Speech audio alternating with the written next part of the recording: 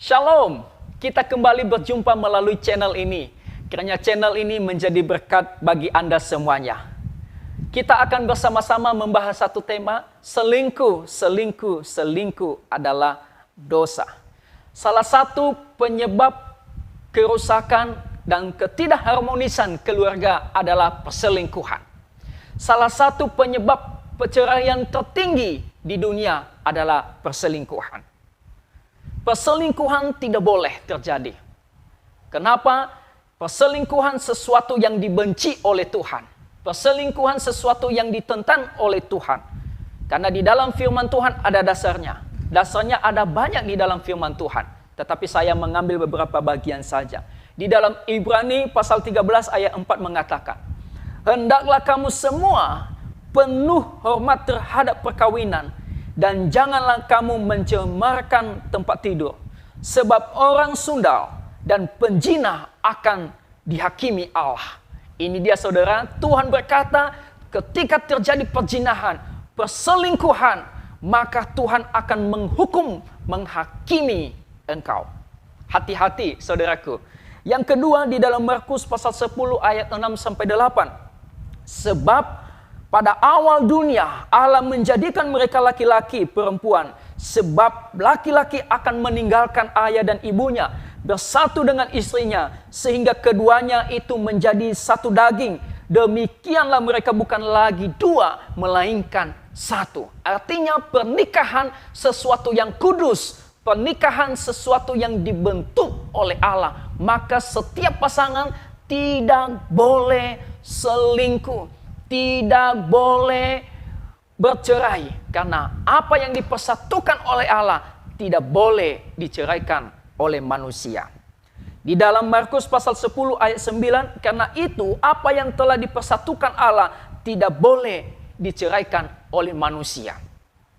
Nah, saudaraku yang saya kasihi, apa sih tanda-tanda kalau suami selingkuh?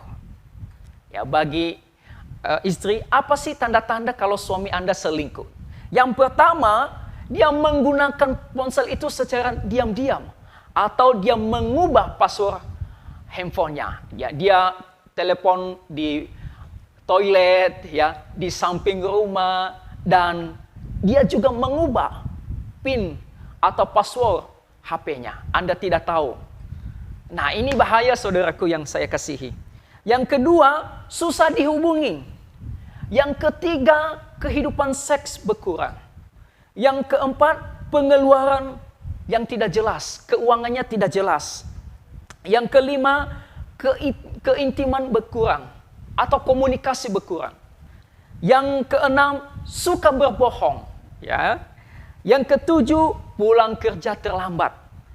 Yang kedelapan, menyebut nama perempuan lain. Yang kesembilan, tidak menjawab panggilan saat ponsel berdering. Yang kesepuluh, tidak lagi membicarakan masa depan bersama. Yang kesebelas, penampilannya berubah atau stylenya berubah. Nah, saudaraku yang saya kasihi, para suami ingat baik-baik. Perselingkuhan membawa kutuk pada keluarga. Di dalam Amsal pasal 6 ayat 29 sampai 23, bahwa barang siapa yang melakukan perzinahan, Allah akan menghukumnya. Yang kedua, menghambat berkat Tuhan di dalam keluarga. Yang ketiga, menghancurkan kebahagiaan dan sukacita istri dan anak-anak dan juga masa depan mereka. Nah, ini dia saudara, bahwa perselingkuhan, perzinahan membawa kutuk di dalam keluarga. Para suami, hati-hatilah. Nah, bagaimana sikap istri bila mengetahui suaminya selingkuh?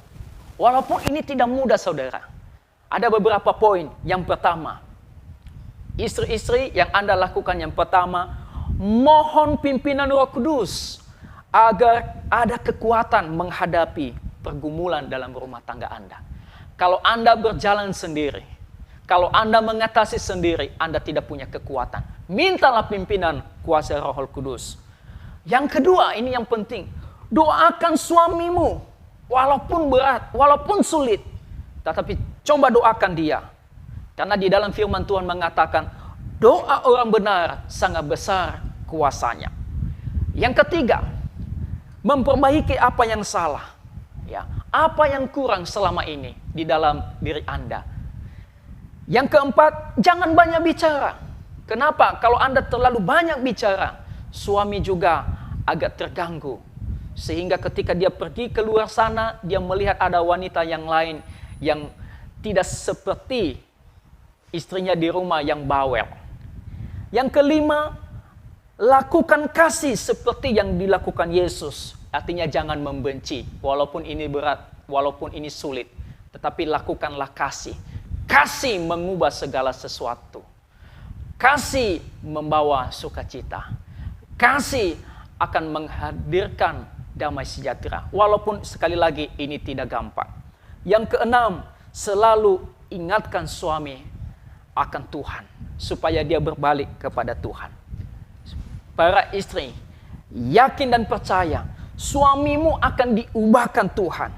Kalau Anda sendiri berubah dan memperbaiki apa yang kurang.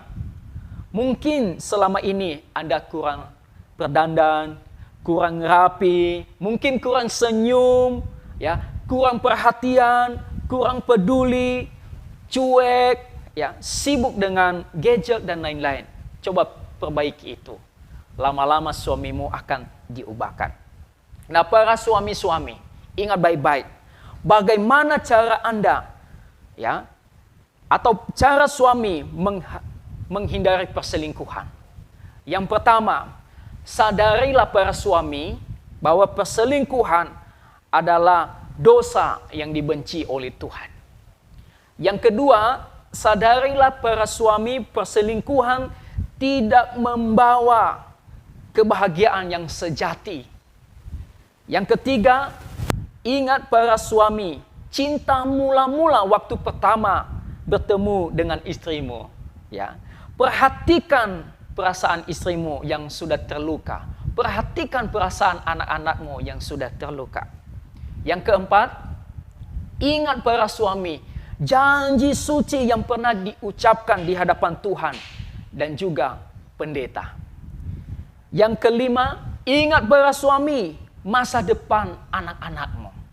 Yang keenam, minta kekuatan dan pertolongan Tuhan. Kalau Anda sudah jatuh di dalam dosa perzinahan, dosa perselingkuhan, kembalilah kepada Tuhan. Minta kekuatan, pertolongan Tuhan.